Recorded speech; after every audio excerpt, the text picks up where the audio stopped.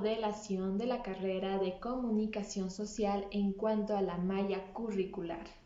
Este tema no se ha visto en la carrera de comunicación social como parte fundamental, porque si se hubiera tomado algo así, se hubieran hecho talleres y efectivamente se los hizo. El 30 de octubre del 2016 se realizó un taller, pero ¿qué pasó con el taller? Simplemente se quedó ahí y no avanzó a más oportunidades, a más desarrollo, y finalmente hasta el 2021 de la fecha actual no se llegó a tener un cambio estructural en las materias. Tal es el caso de la materia de lenguaje de la imagen, que muchos periodistas ya egresados pueden dar su opinión y confirmar este hecho, simplemente porque en la materia de lenguaje de la imagen se ven muchos contenidos respecto a la publicidad, respecto al contenido del cartel informático. Y en efectivo eso es muy bueno, porque ahora con las plataformas digitales esta publicidad se hace por medio de ello. Sin embargo, no se llegan a entender de manera profunda los temas importantes tales como la tipografía, que debería ser una materia en sí, porque esta tipografía constituye parte fundamental para el atractivo visual de las personas, para la composición morfológica y sintáctica de la imagen. Entonces, tenemos este momento en el que podemos decir que la materia está mal porque no existió un análisis, un empuje para que haya una renovación en la malla curricular. En este taller participaron docentes como Gunnar Zapata, Alex Yáñez Paz, y se vio que efectivamente estaban interesados en hacer un verdadero cambio. Sin embargo, la organización, los métodos, las técnicas que se deben llevar a cabo para que haya un cambio en la malla curricular son algunos de los impedimentos para que esto ocurra. En sí, creo que el mayor problema es la organización entre los docentes y estudiantes, porque solo los docentes no podrían hacer un cambio en la malla curricular.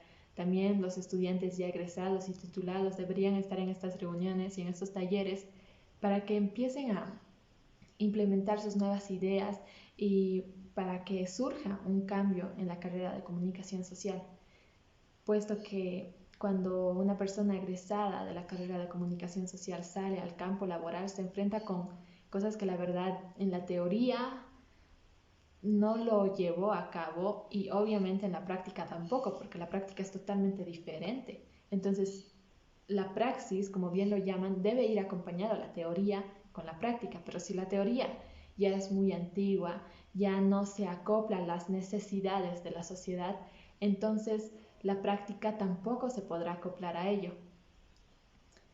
Necesitamos que exista una remodelación de la malla curricular que vaya acorde con el cambio que en la sociedad está pasando, con las nuevas tecnologías de información y comunicación. Necesitamos un cambio, y ese cambio debe ir incorporándose por medio de la organización entre docentes y estudiantes de la carrera de comunicación social. ¿Por qué? Nosotros somos un medio periodístico que informamos y ayudamos a las personas a empezar a sumergirse en este nuevo campo de desarrollo.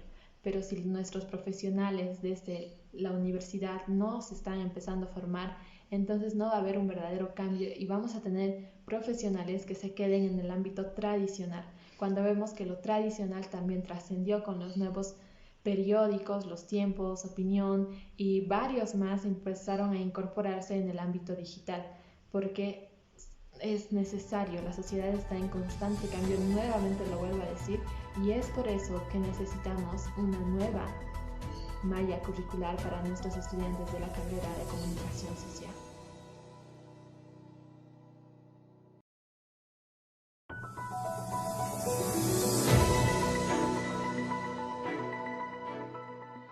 Como periodistas sabemos que un criterio importante al momento de difundir la información es la veracidad y la honestidad. Entonces, esas noticias falsas no solo se dan a nivel Bolivia, tenemos que entender que es un problema a nivel global, y es por eso que la Organización Mundial de la Salud denominó a esta esta gran información de noticias falsas como infodemia. ¿Por qué? Porque estas noticias falsas también se encontraron en el ámbito de la pandemia. En las redes sociales juegan un factor muy importante justamente porque las redes sociales es un lugar donde puede circular bastante información, puedes comunicarte bastante de manera gratuita y cualquier persona está ahí dentro de esa plataforma. Entonces es en ese ámbito que surgen las noticias falsas. Y no solamente en ese ámbito, también se da en lo cotidiano, en la vida social, en las argumentaciones válidas, si se podría decir, que se dan en las OTVs, en los barrios, donde se difunden noticias falsas que no son verdaderamente comprobadas. El objetivo de las noticias falsas son desinformar y de alguna manera influir en el accionar de las personas, influir de una manera negativa. Uno de los ejemplos, en plena pandemia se llegó a observar y se identificó una noticia falsa totalmente, no una, yo les hablaré de una, pero fueron bastantes, millones por no decirlo. Esta noticia falsa decía que helicópteros del aeropuerto venían a desinfectar desde arriba, a fumigar a las personas para eliminar el coronavirus, totalmente falso. También no solamente llegó en el sentido del coronavirus, de desinfecciones, también con el bono y los bonos que se llegaron a dar en el gobierno de la presidenta Yanine Áñez, empezaron a surgir noticias falsas de bonos extras, de pedirte alguna información confidencial y las personas accedían a esto porque eran noticias falsas y las personas que crean esto toman videos, toman fotos fuera de contexto para generar una noticia falsa. También se dio estas noticias falsas cuando llegaron las 224,000 dosis de vacunas o dosis de esperanza, como algunos lo llamaban. Estas vacunas llegaron y también llegaron las noticias falsas. Primero, decían que esta vacuna a las personas que estaban vacunadas iban a morir. También decían que estas vacunas contenían microchips o que cambiaban el ADN genético. Finalmente surgieron un montón de fake news respecto al tema. Y es por eso que nuevamente la Organización Mundial de la Salud advirtió a los estados que intentaran frenar esto porque estaban interrumpiendo el tratamiento que se les iba a dar a las personas como una dosis de esperanza. Cuando una persona recibe información no debe compartirlo inmediatamente, debe informarse mejor para difundirlo porque si no está creando una noticia falsa y esta noticia falsa no se queda ahí. Se va expandiendo, se va diversificando, se va transformando de tal manera que llegue al oído de otras personas con otra noticia totalmente falsa. Por eso son noticias falsas, porque crean noticias inexistentes. Y creo que si hacemos un alto a esto y cada persona que nos está viendo empieza a verificar la información antes de difundirla, se podría eliminar.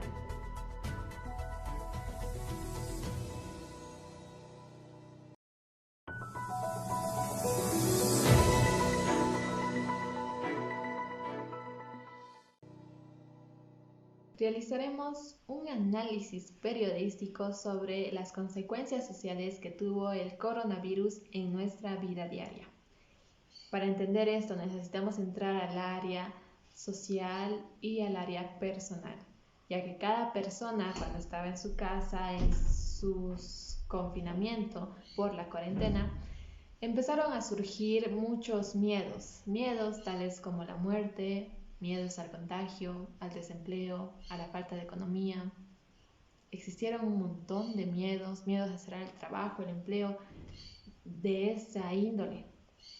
Sin embargo, esos miedos no solo se quedaron en la parte económica, también en la parte psicológica por parte de las mujeres que sentían miedo acerca de la violencia intrafamiliar que sucedía en casa. Estas mujeres no podían salir de su casa a denunciar, ya que se encontraban con su marido. Y se vieron en las estadísticas que varias de ellas en la cuarentena fueron maltratadas y golpeadas porque no podían salir de casa. Esa fue la realidad. Y no solamente la de las mujeres, también de los niños que se encontraban en ese ámbito de violencia y que quizá antes de la cuarentena el colegio llegaba a constituir base fundamental para la confianza y se veía como un refugio. Cuando estaba en cuarentena esto cambió totalmente. Y en los jóvenes también, porque en los jóvenes ya no creaba ese sentido de interactuar unos con otros y ya se creó más el individualismo. Y ni qué decir con las medidas que tomó el Estado. Efectivamente, hubieron varias canastas familiares para ayudar a estas personas y efectivamente ayudó. Sin embargo, ¿qué pasó con solucionar algunos derechos fundamentales y básicos para la vida del ser humano? ¿Qué pasó con no vulnerar el derecho de las personas, de los sectores desfavorecidos en nuestra ciudad de Cochabamba? Cosas básicas y fundamentales como el agua, el saneamiento, los centros de salud estaban colapsados totalmente. ¿Qué pasó con el sistema de salud? ¿Acaso no es un derecho que cada persona debería tener simplemente por el hecho de ser boliviano? ¿Dónde están las autoridades cuando se exige eso? Y esto es lo que desembarcó y desencadenó en realidad las consecuencias sociales, porque ya desde un sistema social, desde un Estado con falencias en sentidos tan básicos como el tema de salud, ya se veían casos tremendos de desesperación. Claro, el Estado se puede considerar como un refugio para las personas que no pueden acceder a centros de salud particulares. Sin embargo, cuando esto no está funcionando de manera correcta, estas personas ya sienten frustración y se vieron y hasta ahora se ve en las protestas, en las marchas que suelen haber en distintos sectores de la ciudad. Y es una consecuencia social, pero consecuencia por parte de quién? Por parte del Estado, sí, pero también consecuencia por parte de cada uno de nosotros por no tomar las medidas de precaución necesarias. Y en efectivo se puede decir que muchas personas no podían acceder a un barbijo quirúrgico por el tema del dinero, ya que incrementó los precios en ese ámbito. Sin embargo, creo que más allá de ver quién es el culpable o quién no, debemos entender que no sabemos cuándo va a parar esto y si bien surgieron varias consecuencias como el miedo, la violencia, las marchas, protestas, necesitamos entender que algún día todo esto va a terminar. Pero ¿cómo vamos a asumir los errores que ya cometimos en el pasado y cómo vamos a intentar implementar nuevas medidas de cambio, de transformación para la sociedad? Creo que deberíamos partir desde un cambio primero por nosotros mismos y aquí la comunicación juega un rol importante, porque cuando una persona comunica cómo se siente a otra persona que quizá le pueda ayudar, puede crear una red social y puede crearse una aldea social, como muchos autores lo llaman desde el ámbito comunicacional, y ahí nos podemos ayudar unos con otros.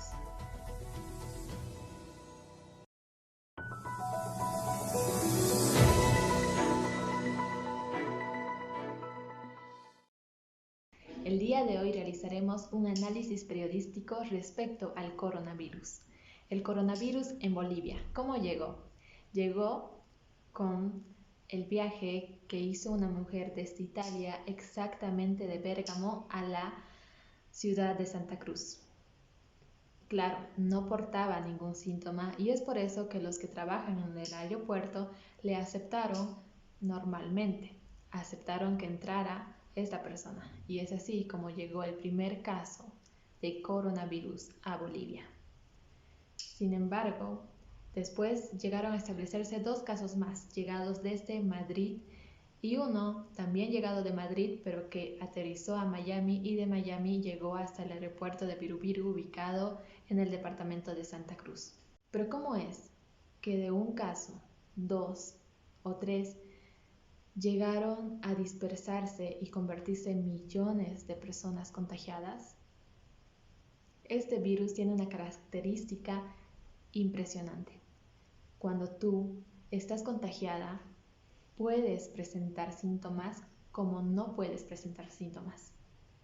Y los presentas después de 2 a 14 días después. Y es por eso que bastante gente no sabe que tiene el virus y anda por las calles con total normalidad sin protegerse. Pasaron los días y recién la persona se puede dar cuenta que de verdad está contagiada. El coronavirus, aparte de tener esa característica fundamental de los asintomáticos, también tiene otra característica relevante. Y es que cuando una persona ya se encuentra con las causas del coronavirus, empieza a estornudar, toser y bota unas pequeñas partículas de gotitas llamadas aerosoles, que pueden sobrevivir en el espacio y por el aire pueden ser transportadas a metros con total normalidad. Entonces, cuando llegan estas gotitas a otras personas, es fácil que les contagien si es que no están correctamente protegidas. ¿Y por qué hablamos de estar correctamente protegidos? Porque el barbijo y la cuarentena jugaron un papel fundamental en el coronavirus. Y no es porque lo dijeron el Estado, sino es porque vino de las altas autoridades como la Organización Panamericana de la Salud, que estableció que usar barbijo verdaderamente protegía a las personas y evitaba el contagio. Ante esta situación y ante este decreto y ante este anuncio, si se puede llamar así, las personas empezaron a buscar desesperadamente estos barbijos quirúrgicos y al buscarlos aumentó la demanda en mercados. De esta manera los comerciantes se aprovecharon de eso y elevaron precios muy elevados.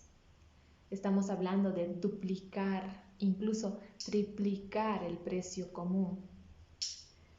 Y es así, en ese escenario, que surgen los barbijos higiénicos, más conocidos y denominados como barbijos de tela.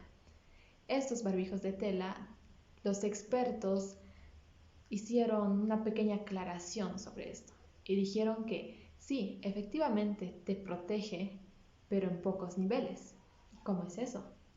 Y es que cuando tú estás con el barbijo de tela, puedes estar protegido si es que no estás con una aglomeración de personas o estás alejado de personas. Entonces, de esta manera sí te cubre. Pero si tú estás en un lugar donde existen muchas personas, existen varios casos confirmados, entonces es posible que estos barbijos de tela no te protejan de manera correcta. Ante toda esa situación de decir hasta cuándo vamos a estar en la cuarentena, hasta cuándo va a terminar esto del coronavirus, hasta cuándo vamos a tener que escuchar noticias, estadísticas, muertes, casos, las personas llegaron al punto de desesperarse y muchos creyentes incluso pueden decir ¿hasta cuándo, Dios? Pero hay que confiar, no sabemos hasta cuándo.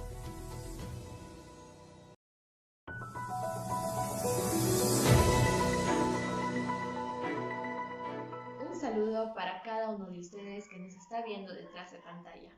El día de hoy realizaré un análisis periodístico sobre el suicidio, tomando como base la historia de Daphne y Sara. Una historia bastante trágica, ya que a tan solo 14 días de casarse, esta pareja decidió quitarse la vida. Sin embargo, la FELCB definió esto como un feminicidio que acompañó a un suicidio. Hasta ahora no se saben o no se tiene una respuesta verídica para la población. Sin embargo, sabemos que se trató de un suicidio porque vimos a la persona en los videos y en muchas plataformas que se estaba tirando del piso. El tema del suicidio en nuestra amada Bolivia cumple un rol trascendental en la vida de los jóvenes, ya que cada día 6 personas mueren en Bolivia y deciden quitarse la vida. Es por eso que Bolivia se encuentra entre los 15 primeros países con tasas más altas de suicidio. Y esto es muy importante, que cada persona sepa que todos estamos a un paso de dar esa decisión. Y esto los psicólogos, analistas, lo definen como falta de sentido por la vida, decepción, ya que esto se da generalmente entre las personas de 15 a 21 años que toman la decisión de quitarse la vida. ¿Y por qué lo hacen? Pues Dagner mencionó en alguna ocasión que él estaba decepcionado del amor. Sara, como muchos de sus compañeros la denominaban, que tenía un fuerte carácter. Y quizá las críticas hacia ella y la decepción que Dagner sentía jugaron un papel importante para la decisión que ellos tomaron. No solamente eso, sino que la violencia también juega parte fundamental, porque cuando eres golpeada, pisoteada, de alguna manera influye en tus sentimientos, y los sentimientos, todas las personas poseen sentimientos. Cuando entendemos que Bolivia está en ese sentido, nos debería alarmar y no verlo normal. Yo sé que los medios de comunicación constantemente mencionamos sobre muertes de personas, sobre desgracias que ocurrieron a personas, tantas cosas como violaciones, y lo mencionamos porque es de alguna manera intentar comunicar eso, aunque eso se ha hecho tan normal el día de hoy, que cuando desde los medios nos enteramos de un suicidio, lo leemos como si fuera algo normal. Cuando nos enteramos de una violencia, de un feminicidio, también lo comunicamos como si fuera algo normal, cuando eso no debería ser así. Deberíamos ponernos en el lugar de la persona y decir qué está pasando y empezar a dar la noticia como verdaderamente lo es. Y es importante porque cada persona es importante. Entonces los medios cumplen un papel fundamental en los suicidios porque ya lo difundimos como algo normal y eso no debe ser así. Dagner y Sara murieron de una manera trágica y muchas personas pueden decir, ellos eran famosos, ellos tenían muchas cosas por hacer, pero sin embargo en su corazón sentían, y efectivamente los psicólogos lo dicen una vez más, que no hay un sentido para la vida, y es por eso que estas personas toman la decisión de suicidarse. Entonces, si estamos en ese sentido, los mismos psicólogos admiten y dicen que es bueno que los padres apoyen a sus hijos para que esto no sea así. Sin embargo, creo que también parte fundamental, y de verdad fundamental, es el hecho de entender que una persona ya dio su vida por ti. Y desde una mirada periodística puedo asegurar que cuando una persona se suicida es porque no tiene un sentido para vivir.